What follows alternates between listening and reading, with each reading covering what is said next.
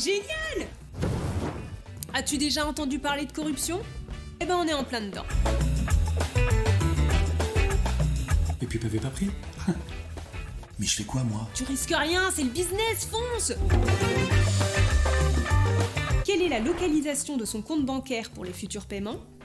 Qui sont les actionnaires principaux de l'entreprise? Être en redressement judiciaire, ça veut dire quoi? L'entreprise doit mettre cette procédure en œuvre à partir du moment où elle dépose le bilan. Qui est concerné? Toutes les entreprises qui exercent une activité commerciale ou artisanale, mais aussi les agriculteurs, les auto-entrepreneurs, les professions libérales. La procédure est ouverte soit par un créancier, c'est celui à qui on doit de l'argent, soit par le parquet, c'est-à-dire le procureur de la République.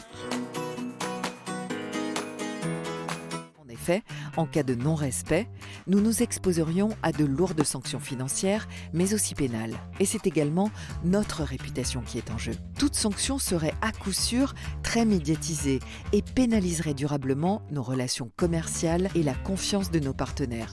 Car en cas de contrôle de l'Agence française anticorruption, vous devez être en mesure de prouver que vous avez bien respecté vos obligations. Si vous avez la moindre hésitation ou des questions, votre service juridique de pôle ainsi que la direction juridique.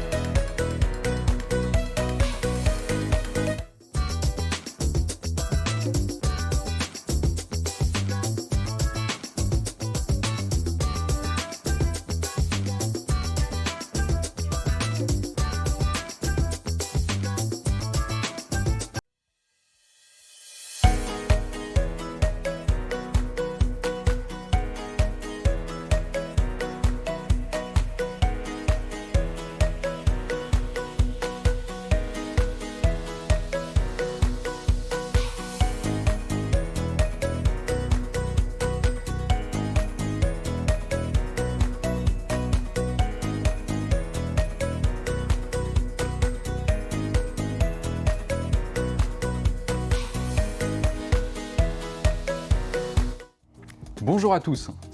2 sujets au programme de ce JT de septembre. 1. La rentrée des salariés d'entreprise. Et 2. Les points de vigilance sur le nouveau dispositif d'activité partielle de longue durée.